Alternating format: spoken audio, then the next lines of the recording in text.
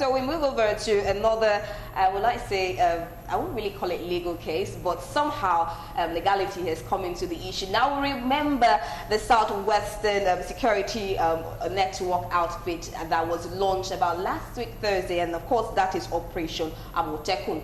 Yes, we discussed it last week as the 6 Southwest governors came in place to launch the Operation Amotekun for security of the Southwest regional state. But recently we had another opinion to it after it's been launched, about a week after.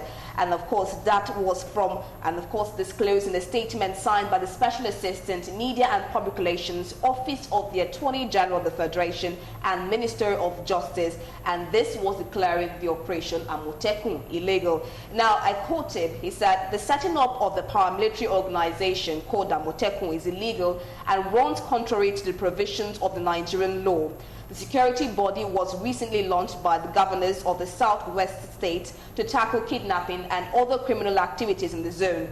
But the federal government maintained that the Constitution of the Federal Republic of Nigeria in 1999 as amended has established the Army, Navy and Air Force, including the police and other numerous paramilitary organizations for the purpose of the defense of Nigeria. According to the government, consequently, no other authority at the state level, whether the executive or legislature, has the legal authority over defense. Of course, this was quoted from his statement, the Minister of Justice, Abubakar Malami, yes, saying that the Operation Amotekun is illegal. Let's start from you, Tony Nwanji.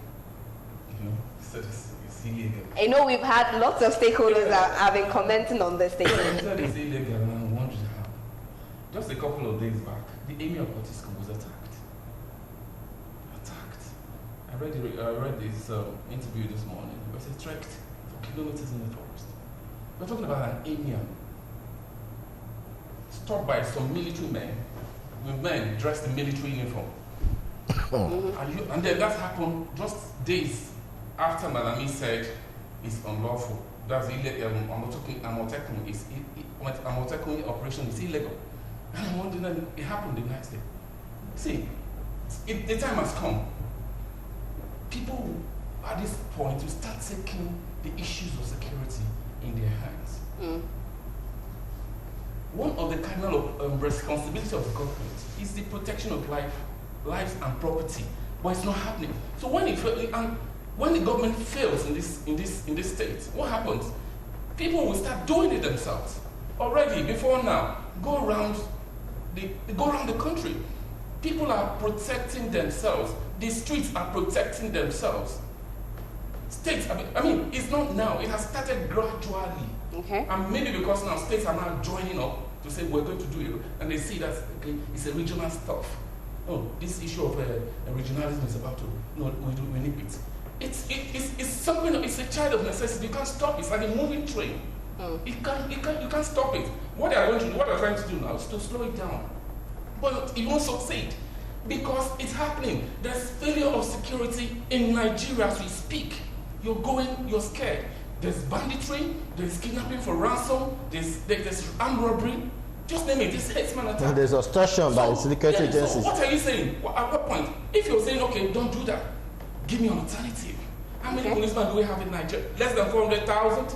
The military Nigerian army soldiers about army, we have less than 140,000 to police this country. Okay, no, someone has said, okay, no problem. Let's do it ourselves. Why are they always scared? I mean, we bring politics into everything, and that is what will kill this country. Politics. The issue we discussed earlier is embedded in politics. This one, politics. It will kill a politician. Say, okay, no, do the political analysis. I think there's some political angle to this issue, and then when they blindly locate something that looks like, and they nip it. That is why we don't grow. Tell me what is wrong. Nobody's saying government or federal government assist us.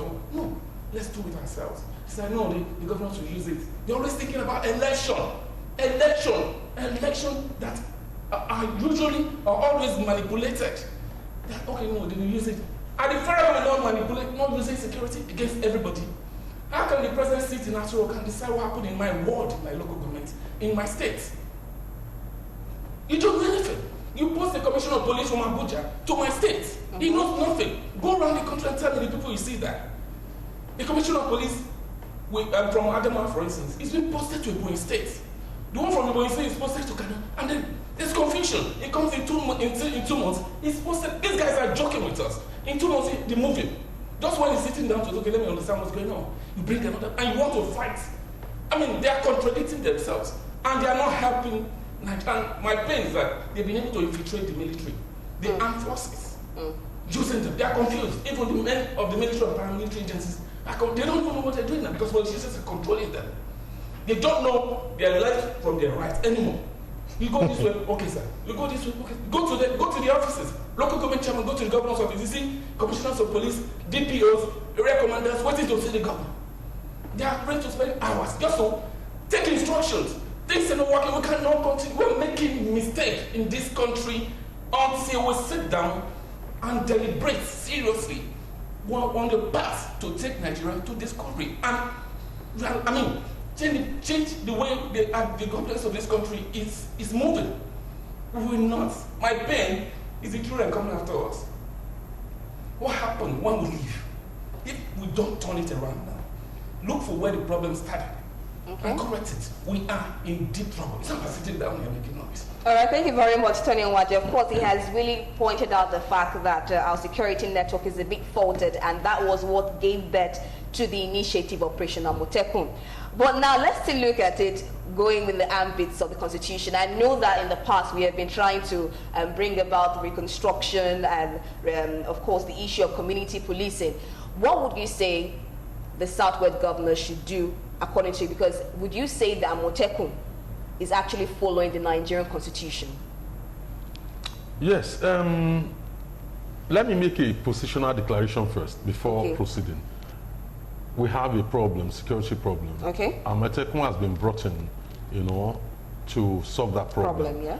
I don't believe Amotekun can solve the problem. Why? What can solve the problem is regional police.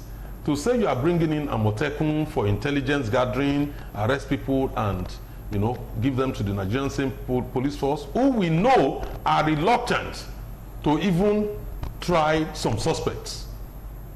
We have not heard of cases of herdsmen being tried in courts who were actually caught committing crime. So you expect the Amotekun people, arrest those people, hand them over to the same reluctant Nigerian police force, and then that is the end. Only for those people to go back, then Amotekun again will go and pick them. I don't believe in that. I don't think it's a solution, but it is a step in the right direction. Okay. What the solution is to have a regional police. I would not mince words around it. Is a regional police. That is the solution to it. And basically, and that can only come out from a restructured Nigeria. So now back to your question. The fact is this: whether it's legal or illegal is not even in dispute.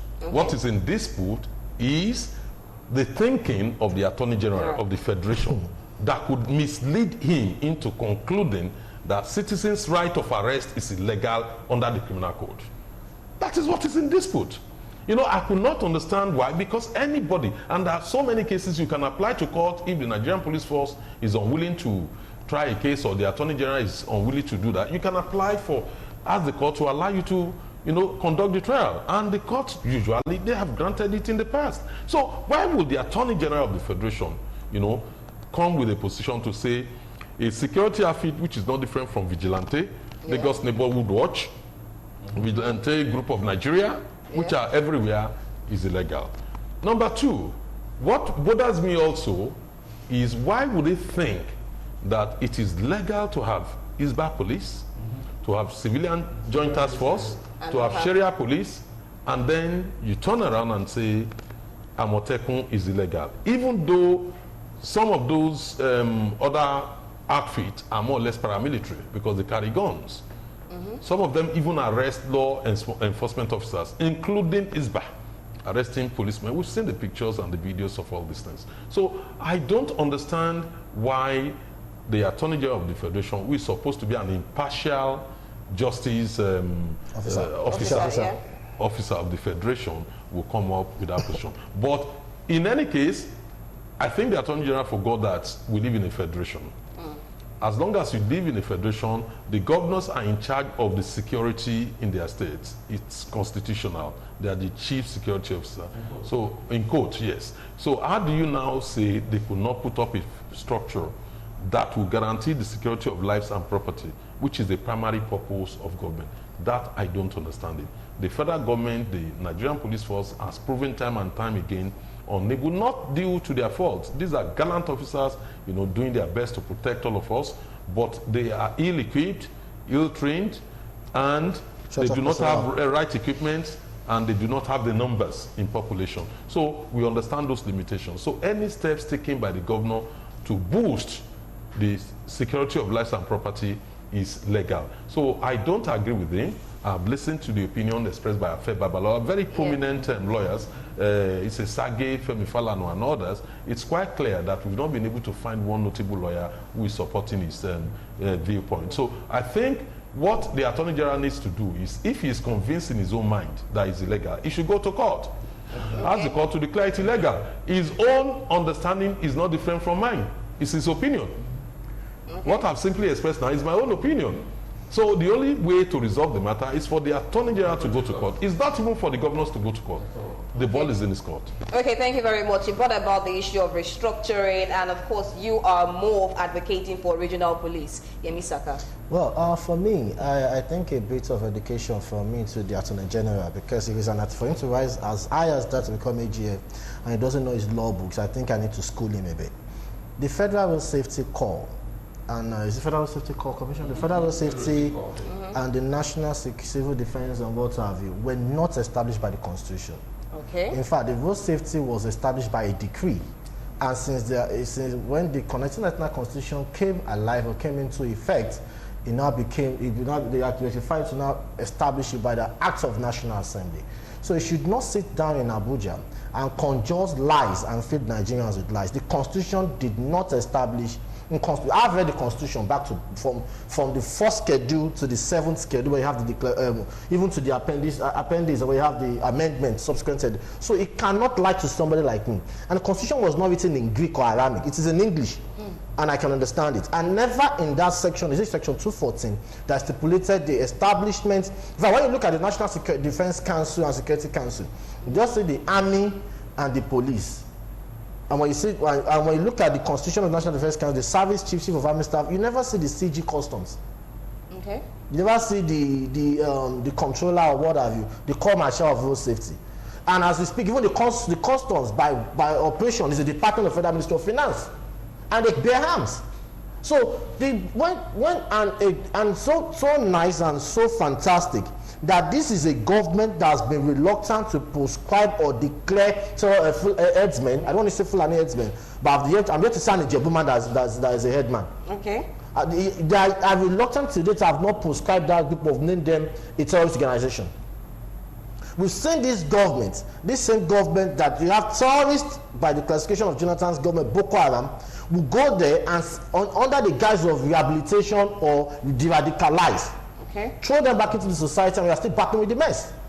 So this government has lacks the moral right, even the legal knowledge and everything to prescribe or declare Amotekun illegal. And like they said, if it thinks they've run foul of the Constitution, it did like Akeredolu said, laws are not made in the AG's office.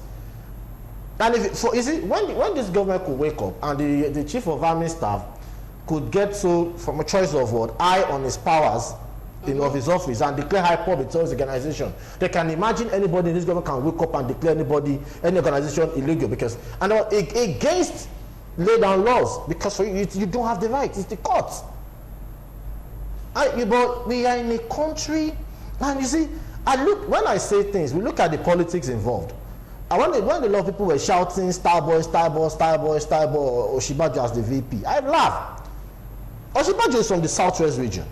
Okay. He's a lawyer, and a constitutional lawyer, I guess a professor of law, and by that, he knows the law more than Malami, whether we like it or not. That is based on that nomenclature and probably how did Malami even consult with the VP that's from Southwest And even if that means the VP views, opinion, affiliation is inconsequential to them. It is the truth. Don't let us. So it's not Star Boy. It's not even. They are not reckoning with him. So that is the. Now let's look at the politics in it. It's because of this. There is a plan to have Ruga, because they've renamed it. They've changed the call sign to livestock. What have you? Blah blah blah. And Ruga will not fly. And nobody will give you their land. All right. Or lands if it is established that your people are the one attacking them. 2-3 years ago in the Solu in Kogi State, they couldn't go to the farm. The women were complaining that they were being raped by Fulani headsmen.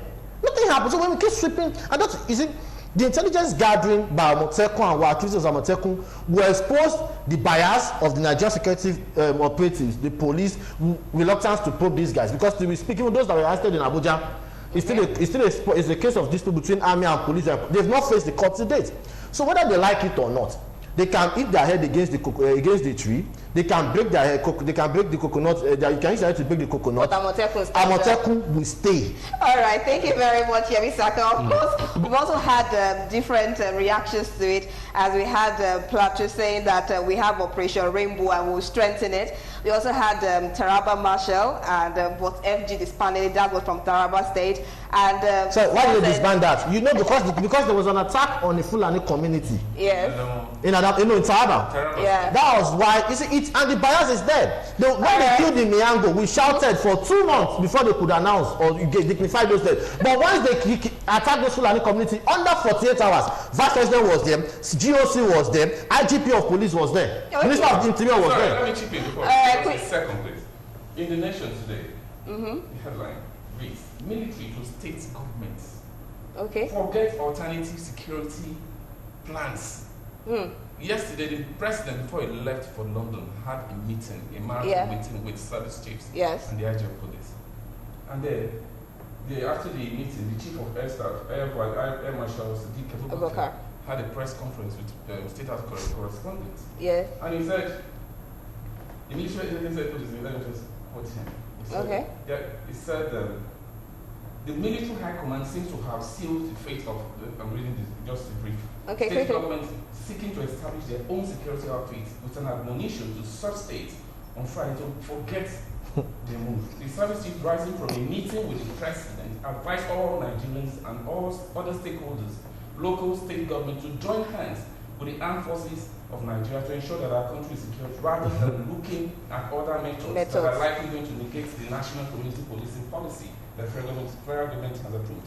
So it tells you that whatever Maladi was saying now has the seal. Sorry, Tony. Southwest leaders should be prepared. And then today, Miati Allah was saying they should arrest Southwest leaders. No, that seems so. Tony. The same. Sorry to cut before we leave this story. The same military that said that we should collaborate with, that stayed back in Miango in Plateau State, that said they underestimated the firepower of the rampaging headsmen or bandits. And those guys got into the village and slaughtered people. So I know the people they want me. You see, when T.Y. Danjuma said it, General T.Y. Danjuma said and said we should defend ourselves. But you see, for me, I think they need to speak out more to help us. We are not bewitched by this government. I don't see why this thing should be an issue. It shouldn't be an issue anymore. All right, okay. Of course, we have different reactions there. I'm sure the Southwest governors have their plan in store to answer to all these questions.